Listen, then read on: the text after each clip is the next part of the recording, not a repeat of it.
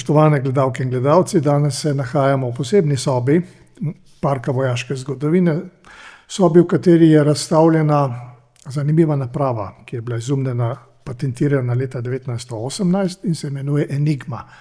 To je naprava, ki je povezana pravzaprav tudi kdor je že gledal film, z neko zanimivo inštitucijo, ki je bila v Bletchley Parku v Angliji in kjer je pravzaprav deloval tudi Alan Turing, da rečem temu oče tega, kar danes pravzaprav uporablja vsak dan, računalnika. Izjemen matematik, ki je pa na žalost pravzaprav hkrati tudi simbol dvojnosti tega sveta. Namreč Alan Turing je bil istospolno usmerjen človek in to je plačal pravzaprav svojim življenjem, da rečem tako dobesedno, in je bil eden tistih, na katerih so izvajali poskuse, kako bi pravzaprav s kemijo lahko ljudi preusmerili na tako imenovano pravo pot. Torej, danes je naš sogovornik docent dr. Matjaž Nahtigal, in sicer je izredni profesor na Fakulteti za družbene vede Univerze v Ljubljani, kjer predava predmete mednarodnega prava na katedri za mednarodne odnose. Diplomirali ste na Pravni fakulteti v Ljubljani, kjer ste tudi doktorirali in opravili doktorat tudi na Harvard Law School v Združenih državah Amerike. Če lahko vprašam, to je seveda del Bršljanove zveze, je tako? Je, tako je. Ampak k temu bova prišla kasneje ponovno z enim takšnim zanimivim vprašanjem. Spoštovanje mednarodnega prava, to piše na naši Wikipediji oziroma na spletnih straneh ministrstva in vlade, da je spoštovanje mednarodnega prava tudi obveznost, vrednota in interes slovenske zunanje politike. In seveda mora to skozi svoje stališča, ki jih izraža, tudi udejanjati. Jaz mislim, da skozi delovanje v varnostnem svetu, kot nestalna članica, vendarle k temu prispeva.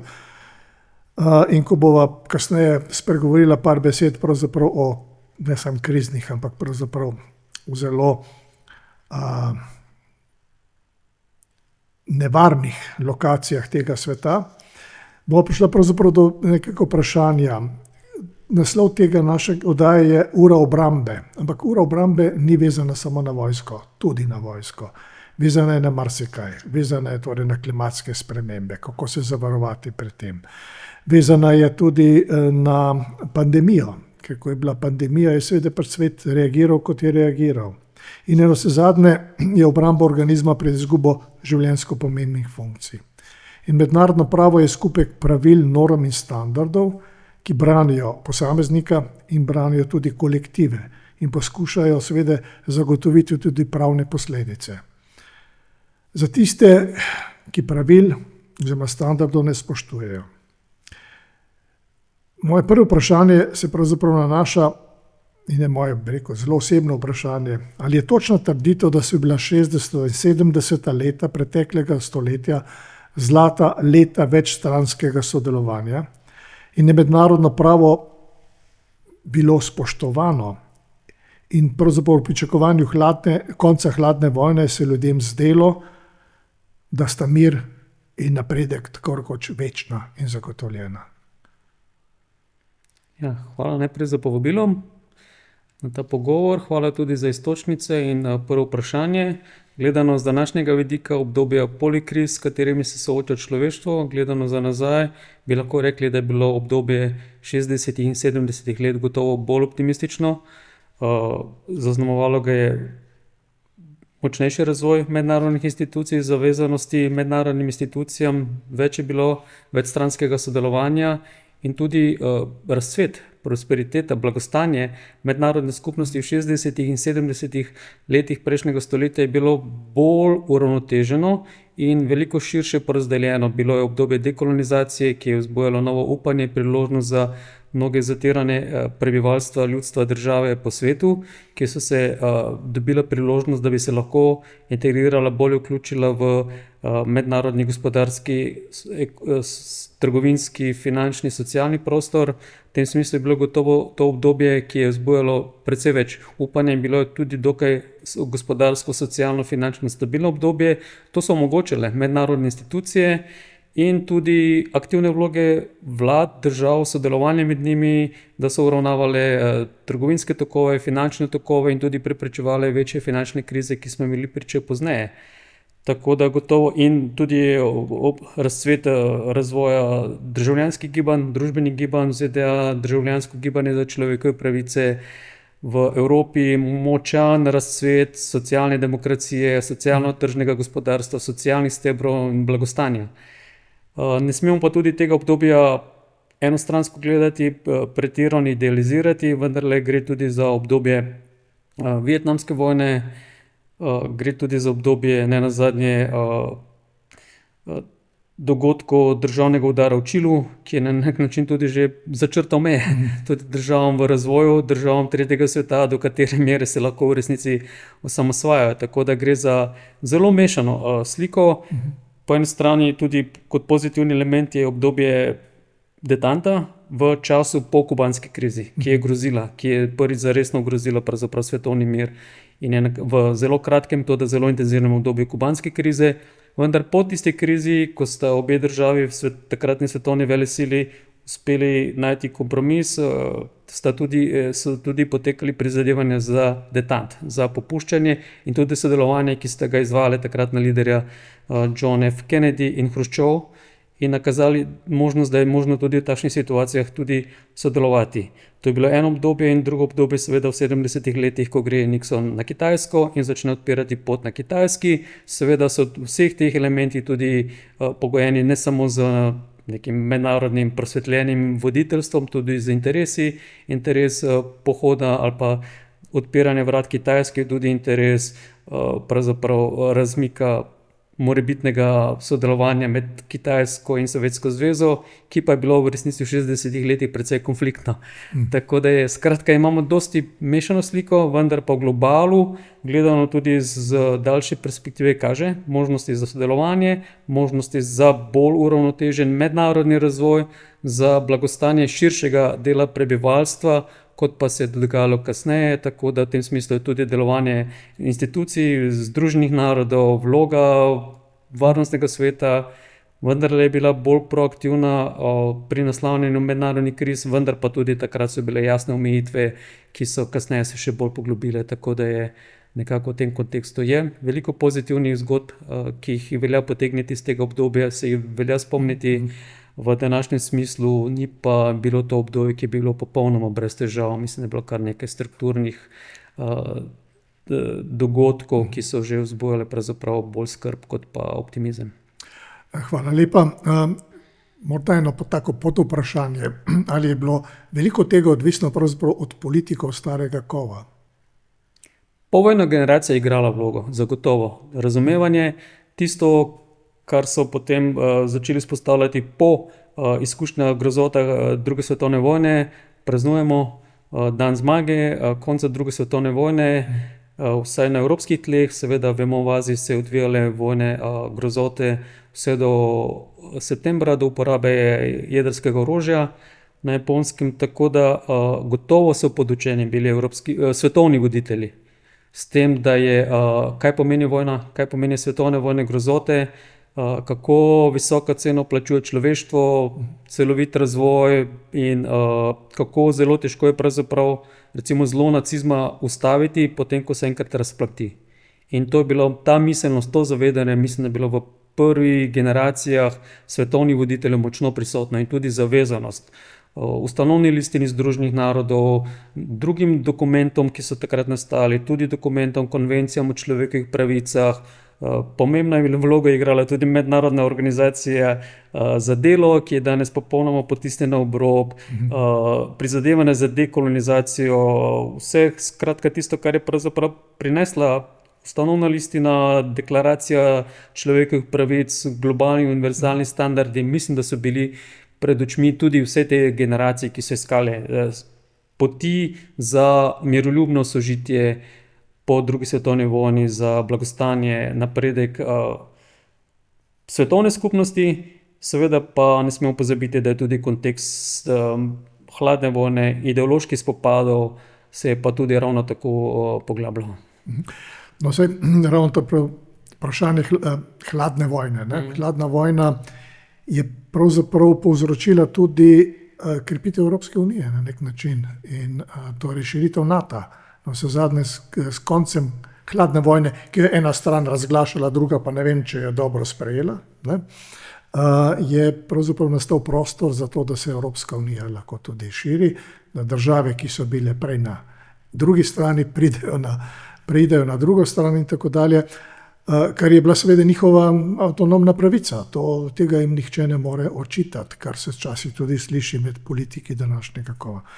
Torej, dejansko konec hladne vojne je pospešil, ampak potem se je pa zgodilo leta 2014, ne, da je ena članica Združenih narodov zasedla ozemlje druge članice Združenih narodov, pri čemer je imela prva tudi veto v Varnostnem svetu Združenih narodov.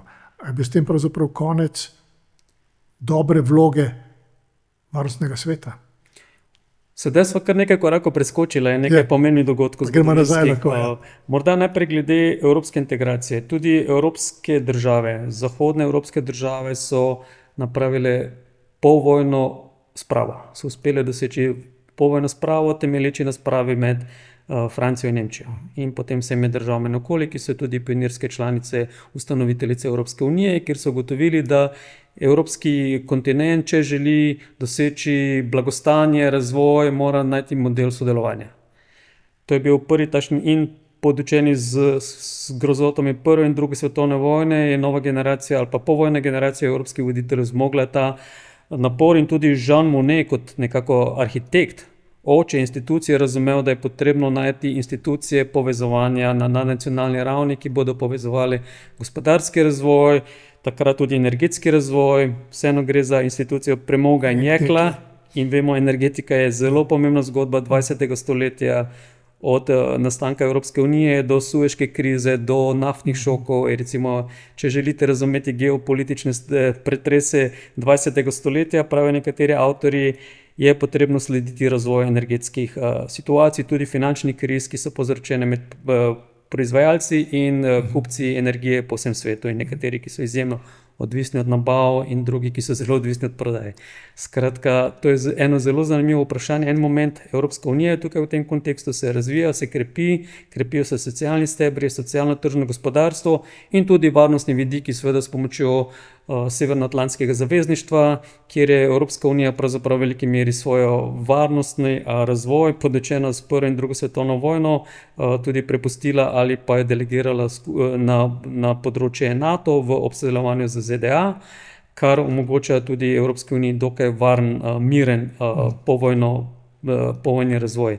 To je en moment, ki ga je potrebno imeti pred očmi, drugi je zagotovo padec Berlinskega zidu, ki pomeni nekako simbolični konec hladne vojne in nekako nakazuje možnost. Takrat v konec 80. let, to je obdobje Gorbačova, to je obdobje Kohla, to je obdobje nenazadnje Busha starejšega, iščejo možnosti za sodelovanje in tudi pripravljenost takratne Sovjetske zveze še, z velikimi gospodarskimi težavami, posledicami cele vrste notranjih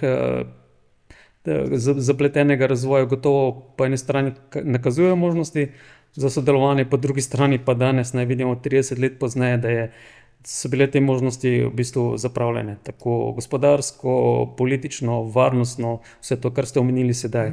Tako da to je naslednji pomemben moment, seveda gre tukaj še za razpad jugoslovanske takratne federacije, novo nastale republike, krvave vojne, izbruh nacionalizma, predvsem srbskega in potem spopadi na področju bivše Jugoslavije, ki že nakazuje tudi šibkosti Evropske unije in tudi potrebe, da se tudi zna sama varnostno, obrambno veliko bolje odzivati, kot se je v času jugoslovanske vojne. Nenazadnje v teh dneh poteka tudi 30. obletnica genocida v Srebrenici, in ki kaže na nemoč Evropske unije, tudi nizozemskega bataljona, če se že spominja njegove vloge v Srebrenici.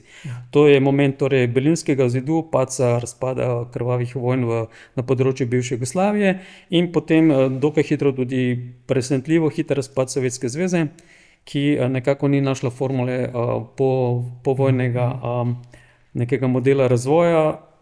in vsaka od teh bivših sovjetskih republik išče svojo priložnost. Vse države se medsebojno priznajo, Ukrajina je imela svoje referendume na vseh upravnih enotah Ukrajine, glasujejo vsi prebivalci večinsko in z visokimi večinami za samostojno Ukrajino, in takoj po referendumu, v pozitivnem referendumu po Ukrajini, je prva država, ki prizna Ukrajino, je prav Rusija. In se medsebojno priznata, tako da tudi to je zelo pomemben element, in tudi potem sklenitev Budimpeštanskega memoranduma, ki potem, ko se Ukrajina odpove jedrskemu orožju, garantira daje varnostna zagotovila Ukrajini strani podpisnic memoranduma. Združeno kraljestvo, ZDA, Rusija, Ukrajina. 4 članice, Budimpeštanski memorandum leta 1994. Skratka, imamo potem zelo kompliciran razvoj dogodkov, zelo kaotičen proces tranzicije v Rusiji, izjemno slabo izvedena gospodarska tranzicija z močnim gospodarskim upadom. Rusija leta 1990 je bila recimo bolj razvita in imela več primerjalnih prednosti kot Kitajska. 20 let pozneje, oziroma sedaj 30 let pozneje, je Kitajska 10-krat močnejša gospodarska velesila kot Rusija, kar kaže na zelo slab razvoj Rusije, ne? Če govorimo tudi iz tega konteksta. Iz cele vrste razlogov, notranjih razlogov, izjemen hitro razpad institucij,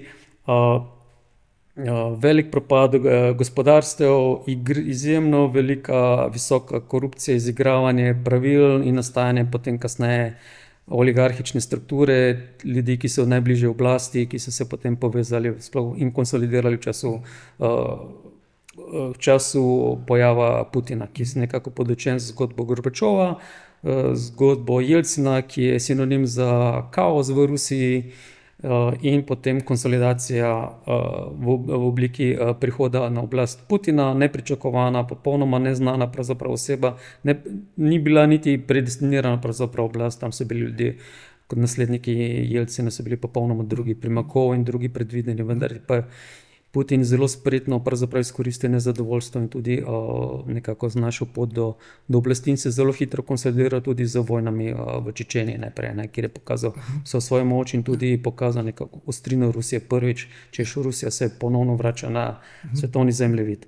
Ampak tudi to še vse skupaj ne bi bilo še zdaleč ni končana zgodba. V globalnem kontekstu najprej smo prepričani, da živimo unipolarni oziroma enopolarni trenutek z zelo močno prevladujočo vlogo Združenih držav, kjer se pa zgodi potem 11. september 2001 in pravzaprav vstopamo v obdobje vojne, tako imenovanih vojn proti terorizmu, in tudi pravzaprav lahko rečemo iz relativno kratkega obdobja, kjer je od padca Berlinskega zidu do 11. septembra 2001 se nakazuje neko obdobje konca zgodovine, kjer imamo modele ekonomske, demokratične, pravzaprav ni več kaj dosti za izumljati in nekako bo to zagotavljalo neko svetovno novo ravnotežje s prevladujočo vlogo ZDA in nekako globalno prosperiteto, vendar pa se hkrati zelo hitro vidi, da je stvar mnogo bolj kompleksna, da se ustvarja nova neravnotežja, nova nezadovoljstva in tudi ta globalni hegemon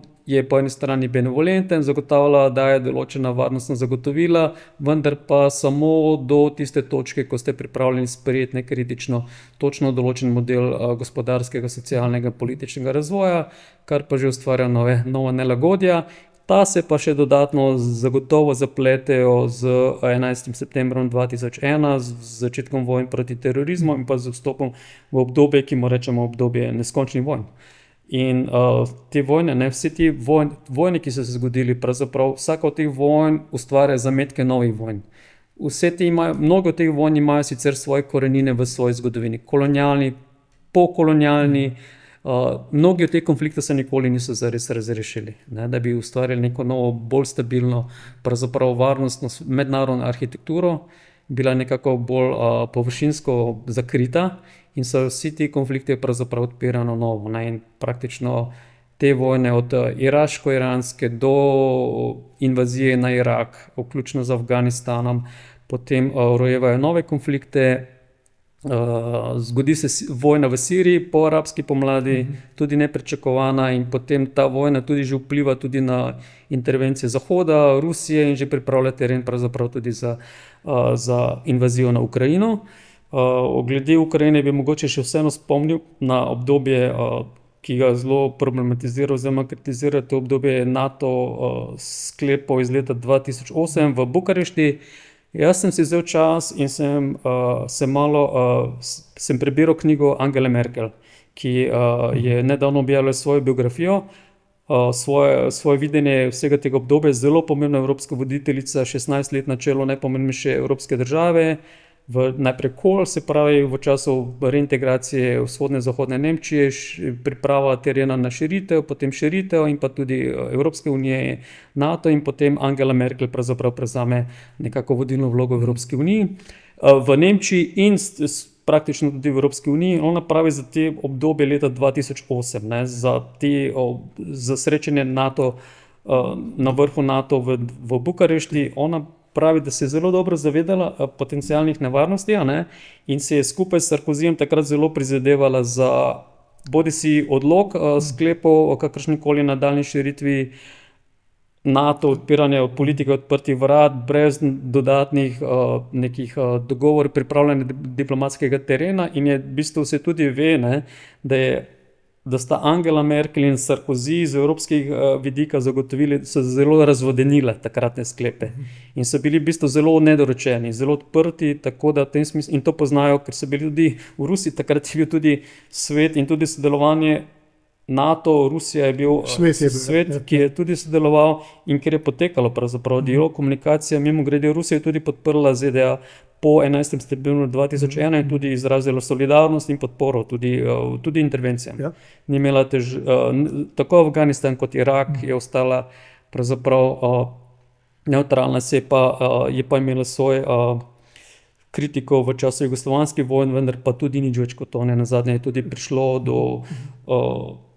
do nastanka, do priznanja novonastalih držav na področju bivše Jugoslavije in ustanovitev mednarodnega kazenskega sodišča za zločine na področju bivše Jugoslavije strani Varnostnega sveta OZN.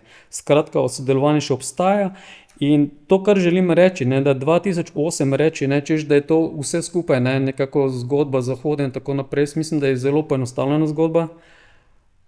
Zato, ker se tudi ruska stran zelo zaveda, da evropske članice NATO si nikoli niso želeli oziroma so vedeli, da pripravljenost Ukrajine ne bo kar tako enostavno za kakršnokoli širjenje NATO na področju Ukrajine brez nekega skupnega dogovora. Hočem reči to, da je ruska, ki ste vi ste začeli z rusko invazijo na Ukrajino, najprej priključitev Krimskega polotoka in vzhodnih predelov Ukrajine, je nekako bil tudi priročen izgovor, mislim, da vse z vidika Evrope. Evropa, mislim, da je iskala, in tudi Angela Merkel, mislim, da je ves čas iskala zelo veliko načinov sodelovanja. In mislim, da je Evropska unija prej popuščala kot ne Putina, ki je v času najprej napada v Gruziji, mislim, da je leta 2008 in potem tudi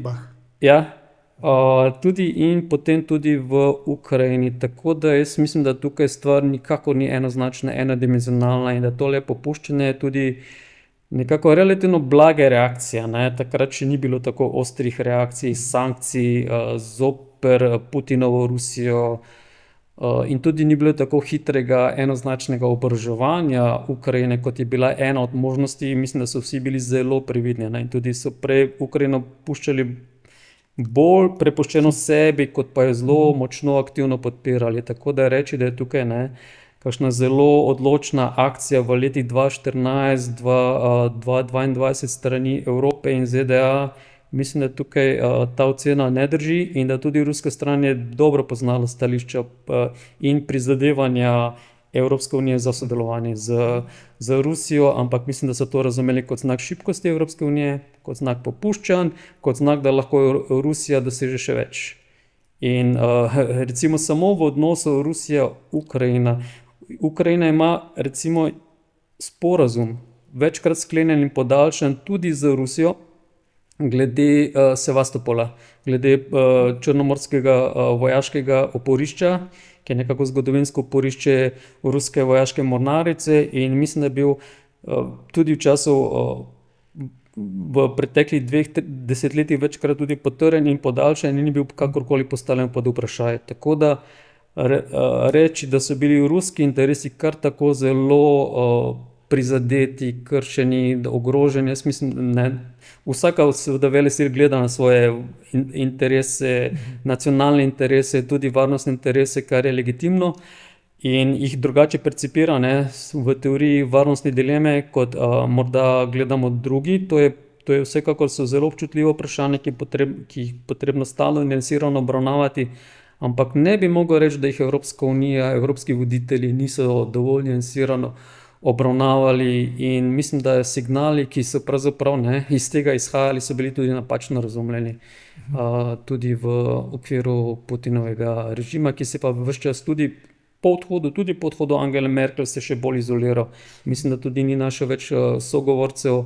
Na evropski strani pandemije je to še povečala in jaz mislim, da je veliko stvari pravzaprav šlo zelo narobe in tudi prepričanje tudi na ruski strani, ker mislim, da je Putin se tudi izoliral navznoter do te mere, da je pravzaprav verjel signalom teh svojih najmočnejših lojalistov, kako pravzaprav zelo sposobna, pripravljena je ruska vojska na invazijo na Ukrajine, da bo to res posebna operacija, ki pa sedaj traja, ki pa se sprevrgla v najhujšo vojno na evropskih tleh po drugi svetovni vojni, ena najbolj krvavih vojn po drugi svetovni vojni in nikako ni šlo za operacijo, ki bi ruska stran lahko končala zgolj v nekaj dnevih, tako da imamo sedaj res zelo, zelo hudo, zelo strašno vojno, v kateri vsi plačujejo zelo visoko ceno.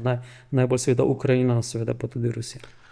Hvala lepa. Ja, dobro, da ste upozorili pravzaprav na eno vprašanje. Namreč mi zelo hitro sodimo na osnovi medijskih vesti. Mi se ne poglabljamo v to, kaj so pravzaprav vse podrobnosti, vsa to ozadje, to, kar ste omenili recimo v zvezi z Ukrajino.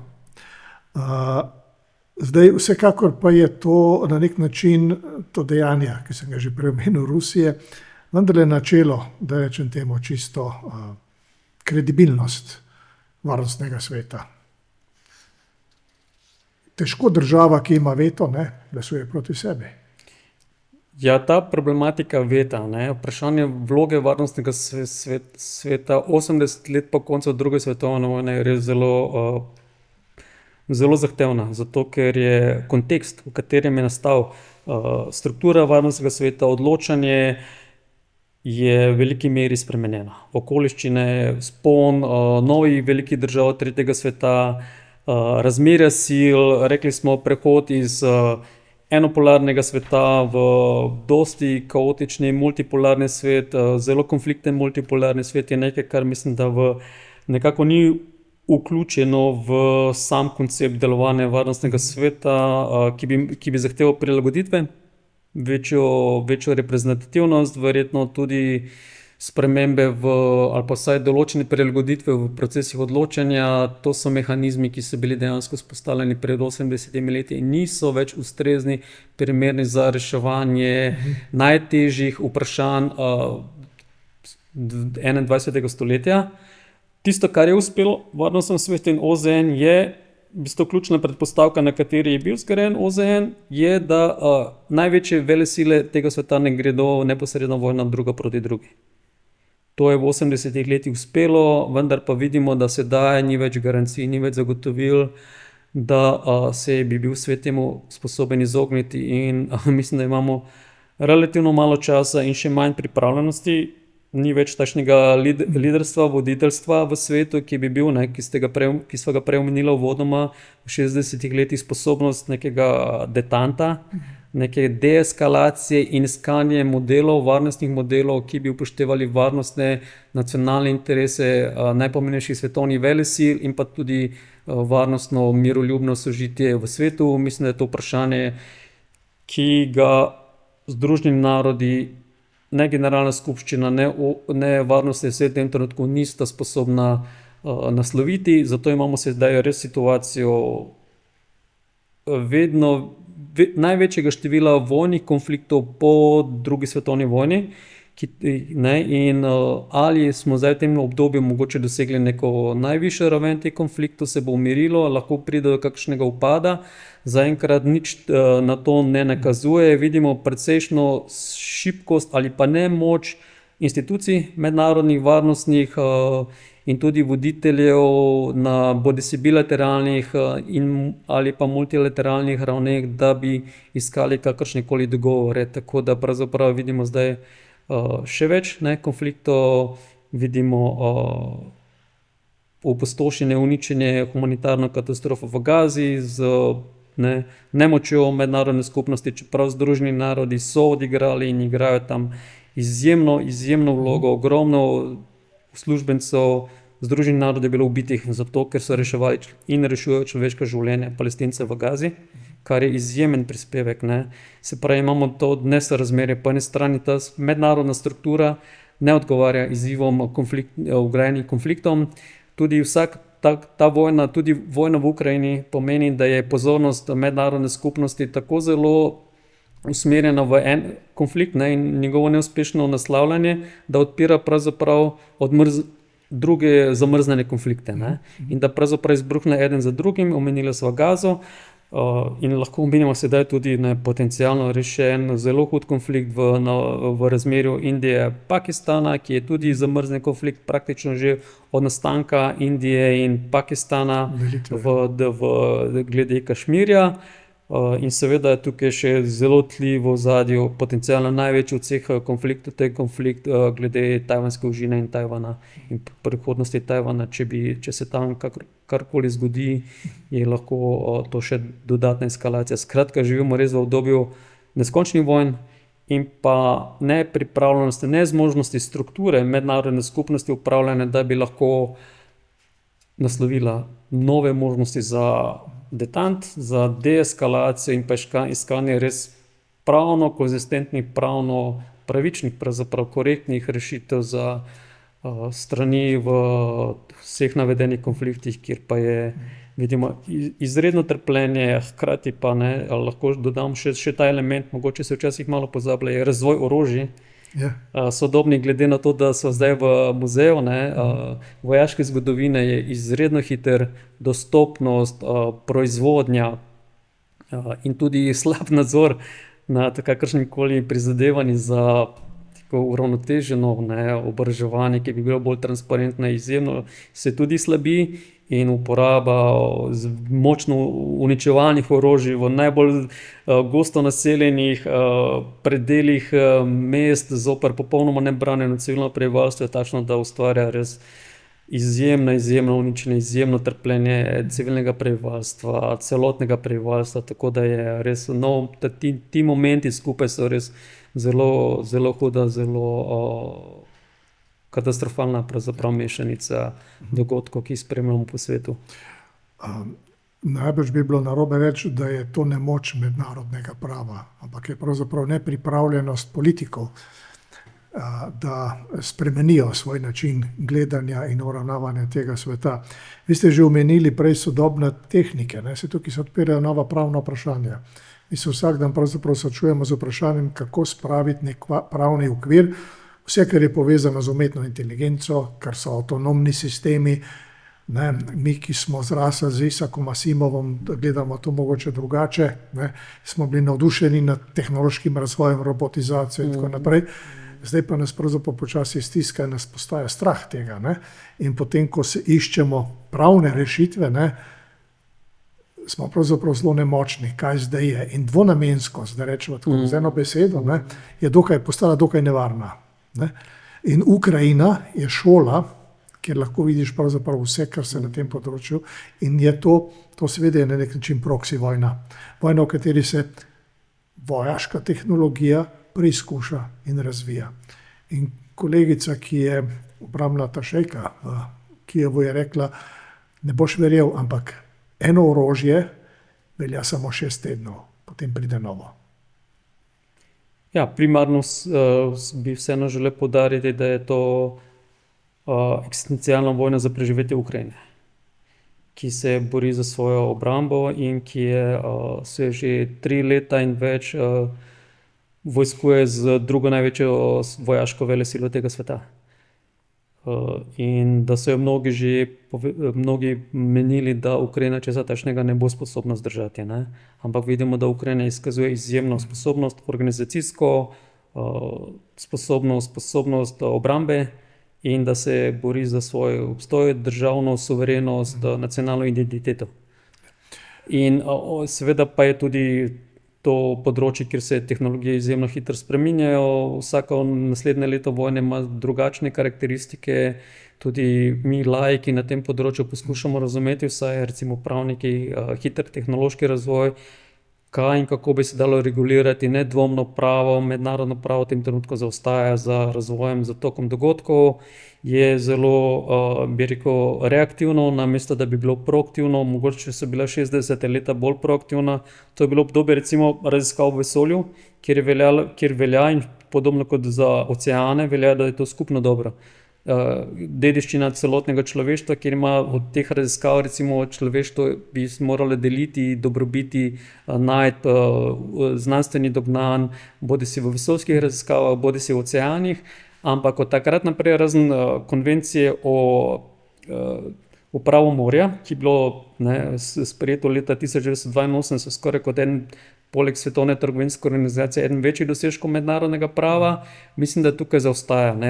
Regulacija raziskav v vesolju, ki igra tudi dvojno vlogo, zelo pomembno, in bi morala zagotavljati večjo dobrobit za celotno človeštvo, večjo varnost, preprečiti militarizacijo vesolja, kar je stalna potencialna nevarnost, pa tudi nove probleme se recimo ustvarjajo v tem področju recimo satelitov, kar pomeni zato, ker nihče od sedaj ni dovolj dobrega dogovora glede pravzaprav zastarelih satelitov, nedelujočih satelitov, ki so v bistvu vesoljske smeti in ogrožajo pravzaprav vesoljski razvoj. Skratka, nekateri vlagajo, imajo ogromne dobrobiti, tudi zasebniki, ampak premalo odgovornosti glede recimo očiščenja, podobno z oceani. Če se bo šlo v smeri globokomorskega rudarjenja, tako imenovanega, je izjemno nevarno področje za globalne ekosisteme. Mnogi biologi, znanstveniki zelo svarijo pred kakršnimikoli posegi v globokomorsko poskus rudarjenja. Nekateri se nagibajo v tem poskusu. Skratka, človeštvo je res na celi vrsti področji je na zelo tankem ledu. In bi morali iskati res potrpežljivo nove dogovore, takšne, ki ne bodo ogrožali skupnega pravzaprav eksistence človeštva in omogočali tudi uravnotežen razvoj vseh akterjev. Ampak če smo v tako velikih konfliktih, o katerih govoriva, tako močno obdobje rivalstev, geopolitičnih, geostrateških rivalstev za prevlado, bodisi tehnološko, vojaško, nadzore pomorskih poti igrajo pomembno vlogo, je tudi področje umetne inteligence kliče vse po nekih skupnih standardih, da ne bo šlo izpod nadzora, da bo delovalo pravzaprav dobrobit človeštva, javnega dobra, javnih storitev, mogoče za dobrobit te ali one multinacionalke, posameznih v bistvu oligarhov globalnih, ki so v tem trenutku izjemno vplivni, izjemno močni. Mislim, da ima človeštvo tukaj res izjemno veliko dilem in tukaj mednarodno pravo res je v tem trenutku ni v dobri kondiciji, ni v dobrem stanju, ampak mednarodno pravo, mednarodne institucije so lahko močne, lahko delujejo uspešno toliko, kot jih podpirajo države članice in tudi mednarodna skupnost. Ko bomo razumeli ali pa ponovno doumeli pomen mednarodnega prava in tudi ne glede na to, da seveda potekajo vse te grozodejstva, vsi zločini, vendarle imamo tudi institucije, pravna pravila, ženevske konvencije, mednarodno kazensko sodišče, meddržavno sodišče. Mnogi od teh pravzaprav delujejo, kljub vsem tem omejitvam delujejo, so proaktivni in velja, da ne smemo prehitro reči, v tej situaciji mednarodno pravo umira in mednarodne institucije so popolnoma povedale, res v veliki meri to drži.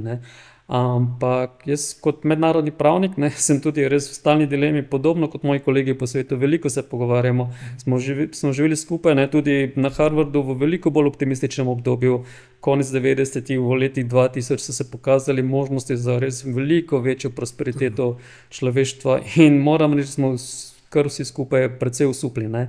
Ampak mislimo, da je potrebno najti novo pot.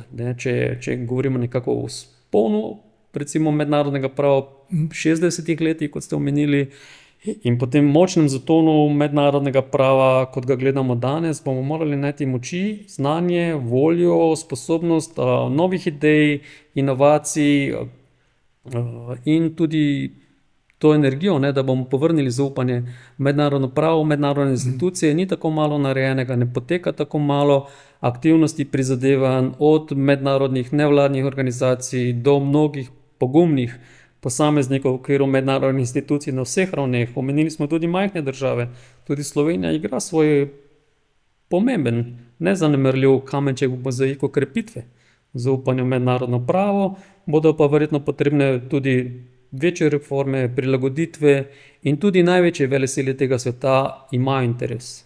Kljub temu, da ne zgleda, da se želijo nekako izviti ali pa izmakniti iz delovanja mednarodnega prava, če je nekaj za tisto, čemur morajo biti zavezane druge države, mi pa lahko ravnamo po svoji presoji, po svoji diskreciji, trenutno vendarle imajo interes in tudi potrebo, da tudi same krepijo spoštovanje mednarodnega prava v svojem lastnem prosvetljenem interesu.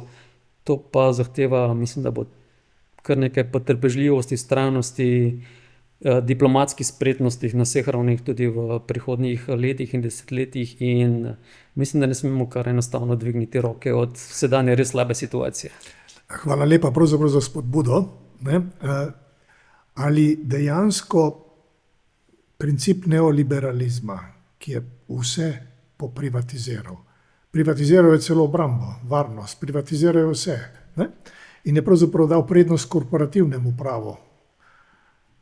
In se pravzaprav sprašujem, kako pravzaprav spraviti nazaj to, kar ste omenili, javno dobro, ko pa grem recimo na spletno stran in bi rad pravzaprav znanje pridobil, pa bi moral to ali plačati, na nek način postati član nečesa, da bi bilo to dostopno.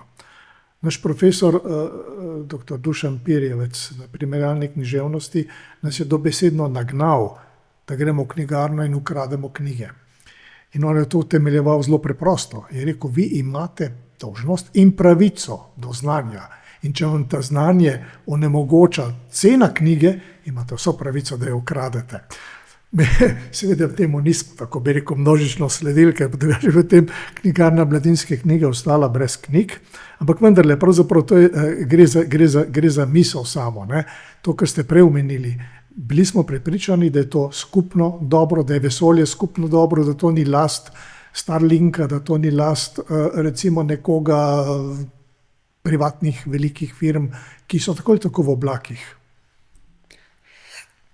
Tako jaz, glede kraja intelektualne lastnine, bi bil malo previden, ker sem tudi sam avtor, in si ne želim, da bi, ker vem, koliko dela je vloženega. Malo sem vam postavil to vprašanje. Ja, odlično vprašanje, hvala za iztočnico. Ne bi bil najbolj vesel, da se mi kar enostavno pobirajo stvari, za katere vem, koliko sem sam vložil, in da bi bile takole v bistvu spregledane, necenjene, zanemarjene, s tem se ne bi mogel strinjati. Mislim, da je prav, da imajo da se kaže svoja cena, če razumemo, da moramo plačati vsako naročnino na filmčke, takšne drugačne, ne vem, na fast foode in tako naprej, na vsake tele malenkosti, ki so zdaj imenitne, je prav, mislim, da se tudi intelektualna lastnina na tej smeri ceni, spoštuje. In v tem smislu pa bi rekel tudi dostopnost do znanja. Po eni strani je res, da je veliko tega je sedaj komercializiranega dostop do izobraževanja, mislim, da je zahteven, ampak po drugi strani pa tudi z novimi tehnologijami, pa se po drugi strani tudi prost dostop, brezplačen dostop izjemno širi. Predavanje MIT-ja kot ene od vodilnih svetovnih univerz so brezplačno dostopna kjerkoli na svetu. Tudi predavanje recimo mojih profesorjev na Harvardu, kjer predavate recimo Roberto Unger, dolgoletni minister za razvoj Brazilije, in Danny Rodrik kot eden vodilnih svetovnih razvojnih ekonomistov, so brezplačno dostopna, jih je možno kadarkoli, kjerkoli gledati. Mislim, da so veliko bolj zanimiva in koristna in odpirajo nove priložnosti, nove horizonte, kot pa, ne vem, gledanje TikToka. Tako da je tudi prav, da so recimo mediji, časopisi. Mislim, da je v njih vloženo veliko znanja, truda, morajo biti plačljivi, mi jih moramo kupovati in brati in razmišljati o tem, razvijati svoje samostojno, neodvisno mišljenje. Mi moramo znati krepiti državljanski angažma povsod po svetu. Krepiti demokratično zavedanje, razumevanje in iskati nove vzorce, ki bodo presegali neoliberalizem, ki je v osnovi program antisolidarnosti in krepitve v bistvu koncentracije kapitala, moči, vpliva v svetu. Proti receptijama je širitev priložnosti, znanj, razmišljanj, širok diskurs in tudi razumevanje solidarnosti v našem prosvetljenem interesu. Je pomembno, kako se razvijamo pri nas, kako se naši prekarni delavci razvijajo, imajo boljše možnosti za razvoj, enako velja za ameriške delavce, za mehiške kmete, za domorodno prebivalstvo Brazilije ali pa za življenje v globoki notranjosti Indije, Kitajske. Smo vso povezani, so odvisni in mi moramo znati razumeti, kako delujejo procesi globalizacije in iskati takšne procese globalizacije, ki bodo presegli sedanji model neoliberalni, močni koncentraciji privilegiranih elit povsod po svetu, širili, decentralizirali bolj uravnotežen mednarodni razvoj in krepili pravzaprav pluralen razvoj, emancipacijo vseh družbenih skupin, kakovost dostopnih storitev. To ni nekaj obsoletnega, to ni nekaj zastarelega, socialni stebri za kakovost izobraževanja, infrastrukture, zdravstvenih sistemov. To je nekaj, kar je velika vrednota, ki ni dana enkrat z vselej. Zelo težko je vzpostavljati te modele, te sisteme, recimo pokojninski, zdravstveni. Zelo hitro in zelo enostavno pa jih je razgraditi. So pa to zelo zahtevni sistemi, ki terjajo tudi veliko zavezanosti vseh akterjev, pa tudi tega, kaj neoliberalizem je poleg antisolidarnosti tudi model, v katerem se slabi recimo atraktivnost dela v javnem sektorju. Da najbolj talentirani ljudje bi pravzaprav morali, najbolj usposobljeni ljudje bi morali pravzaprav zelo angažirano delovati v javnem sektorju. Danes pa vemo, ne? Tudi Ivy League preomenjene, ne, v bistvu ustvarja ljudi za finančne trge, za najbogatejše korporacije. Zelo majhen del najbolj sposobnih, talentiranih ljudi po svetu ostane v javnem sektorju. Smo nekako posebneži tukaj velja, ampak ne smemo dvigniti rok, ne bomo upali. Bomo ustvarili nova ravnotežje v svetu. Hvala lepa za to vmesen pomisel, ko sem vas poslušal. Pravzaprav pravijo eni da smo v novem srednjem veku. Ampak če spomnim, kaj je sledilo novemu srednjem veku. Tudi v srednjem veku smo imeli pravzaprav srednjeveške oligarhe. Ljudje, ki so bili lastniki zemljišč, ki so bili pravzaprav dobesedno lastniki ljudi, ampak potem je sledila renesansa. Se pravi, sledilo je znanje. In znanje je tisto, ki je dejansko mislim, da je šolanje ljudi, izobraževanje ljudi nekaj najbolj pomembnega. Rad bi vas vprašal še nekaj glede razvojnih ciljev tisočletja.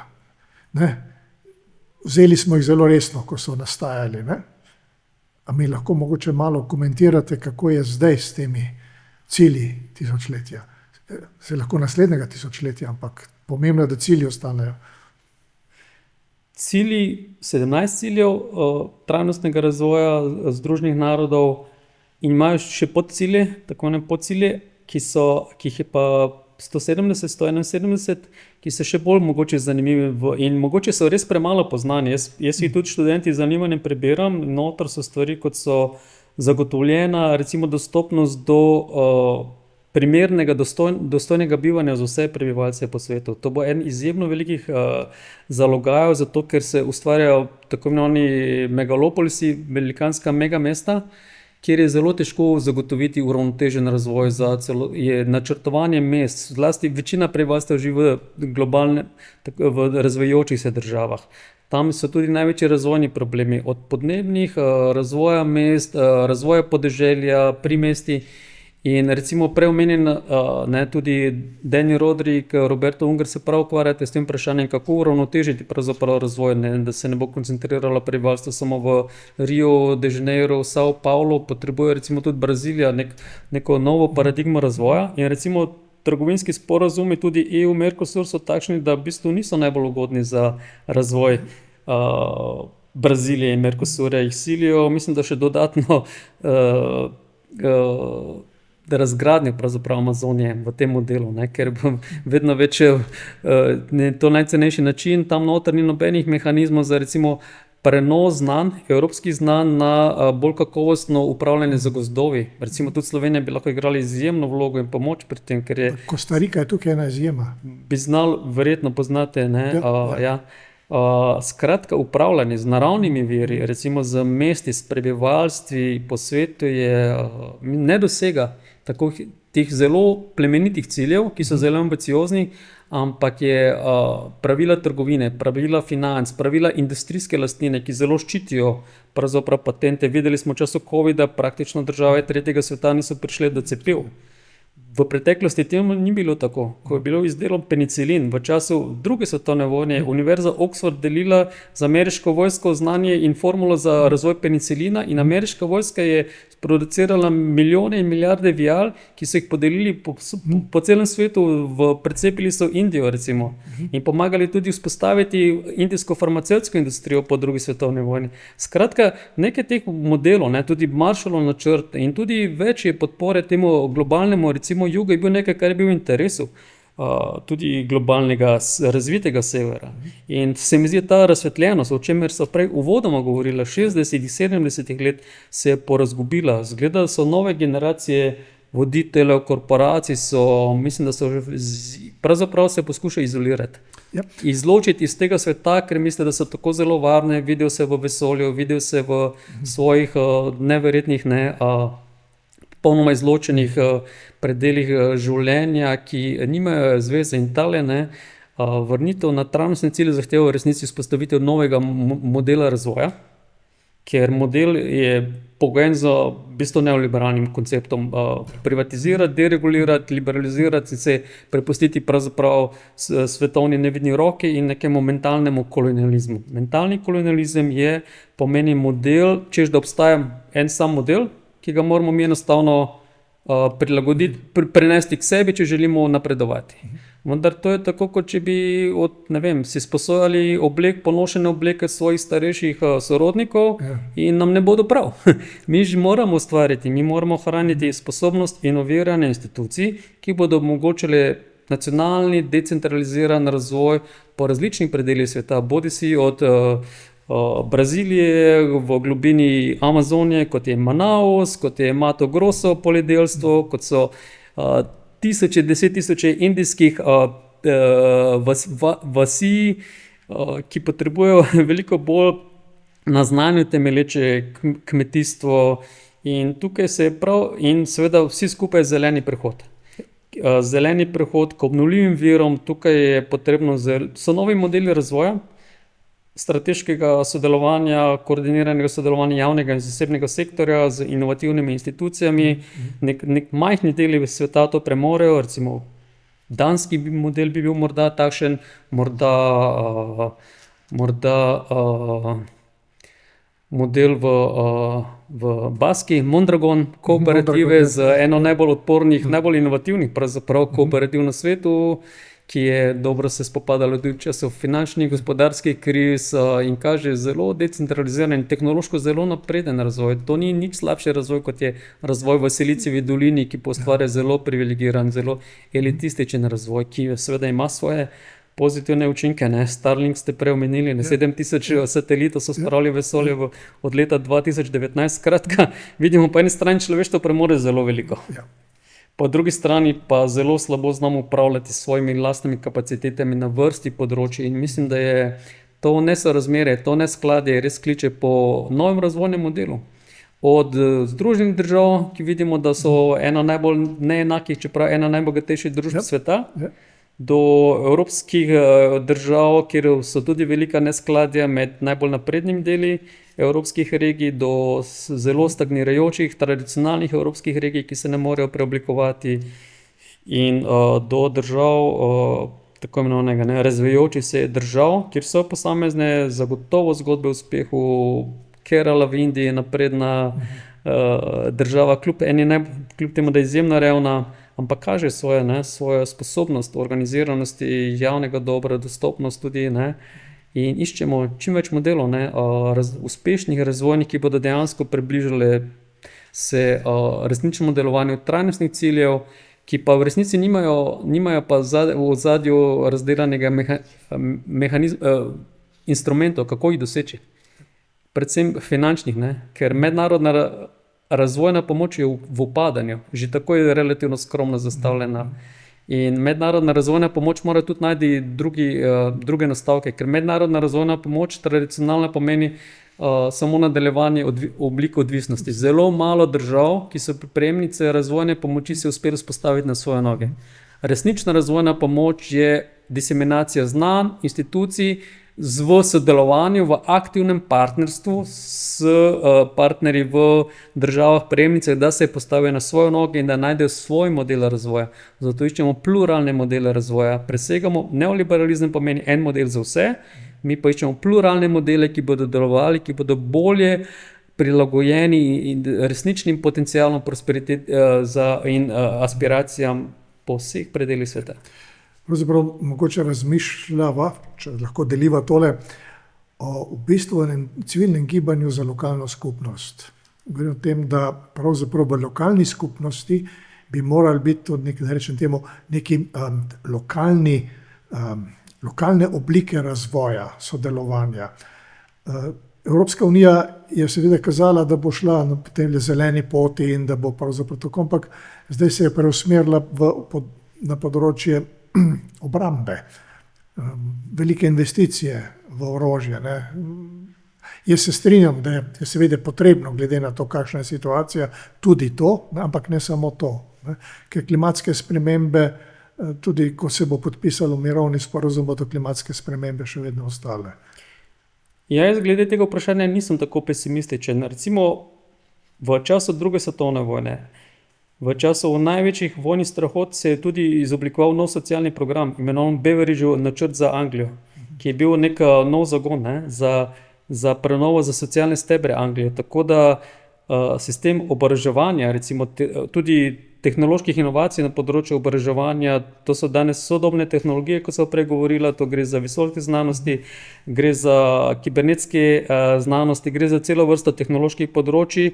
Nenazadnje internet je bil vojaški projekt v ZDA, ki lahko imajo zelo pozitivne učinke na celo vrsto družbenih segmentov, lahko so pomemben del pravzaprav vzpostavljanja nujno potrebne evropske strateške avtonomije, ki lahko prevzema večjo odgovornost tudi za varnost, za varnostne sisteme, in mislim, da tudi v tem smislu Evropska unija, to so najbolj napredni modeli, so skandinavski modeli, ki veliko vlagajo tudi v vprašanje nacionalne varnosti, so izjemno napredni, so tudi najbolj socialno napredni modeli, so najbolj inovativni in tudi najbolj transparentni modeli delovanja in tudi tehnološkega, inovativnega, izobraževalnega. Tako da jaz nisem glede tega tako skeptičen, podpiram pa seveda lokalne inovacije, lokalne skupnosti bi se morali znati tudi organizirati, veliko več potrebujemo lokalnih iniciativ, pobud od spodaj navzgor, ki pa mora imeti tudi svojo podporo, svoje nastavke v skupnih razvojnih politikah od zgoraj navzdol, torej iščemo nekako srečanje.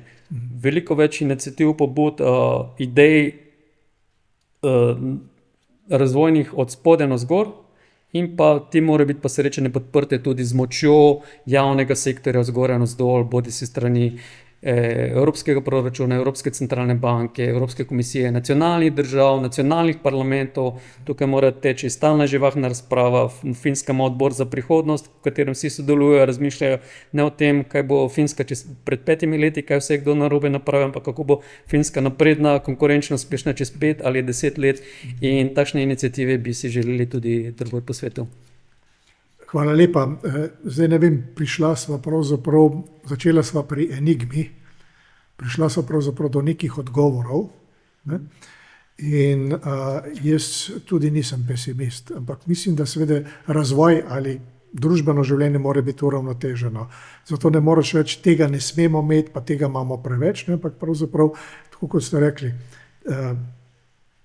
predsednik, s katerim ste delali, je imel tudi kar nekaj strateških svetov in tako dalje. Naslednji predsednik tudi strateške svete. Nekateri mislijo, da je morda to izguba časa, pa to ni izguba časa. To je pravzaprav nekaj, kjer lahko ideje zorijo in dozorijo in potem postanejo pravzaprav del sistema. Jaz se vam zahvaljujem za ta pogovor. Jaz mislim, da bi ga lahko nadaljevala nekaj ur, pa ga bova tukaj končala. Dam vam pa seveda možnost, da zaključite. Ja, zaključek bil, da je nujno potrebna institucionalna prenova tržnega gospodarstva, reprezentativne demokracije, svobodne civilne družbe, v iskanje alternativnih pluralnih rešitev, ki bodo pomenile bolj vključen, bolj trajnostni razvoj, ekonomijo, družbo znanja za mnoge, ne samo za peščico privilegiranih. In seveda se narava trga dela in storitev se spreminja, tudi narava trga, ampak potrebujemo predvsem institucionalne inovacije, ki bodo omogočile bolj pluralen, bolj decentraliziran razvoj, ki bo bolj inovativen. To pa terja stalno razmišljanje, kolektivni proces, kolektivni napor, stalnega učenja, stalnih izboljšav, in to so tiste družbe, ki postajajo najbolj odporne, najbolj napredne, najbolj vključujoče, in želimo si, da bi bil takšen proces nekako ponoven zagon tega, kar sva prej govorila uvodoma v 60 letih, nekakšen nov, v bistvu bolj uravnotežen, tudi nujno potreben globalni razvoj v dobrobit različnih regij sveta, skladno z njihovimi značilnostmi, tradicijo in pa tudi nadgrajen s priložnostmi, ki jih ekonomija, družba znanja omogoča v 21. stoletju za bolj uravnotežen razvoj, seveda pa predvsem pa za razvoj, ki bo temeljil na miroljubnem sožitju človeštva, ki je danes resnično na največjih zgodovinskih preizkušnjah od konca druge svetovne vojne naprej. Hvala lepa. Hvala vam.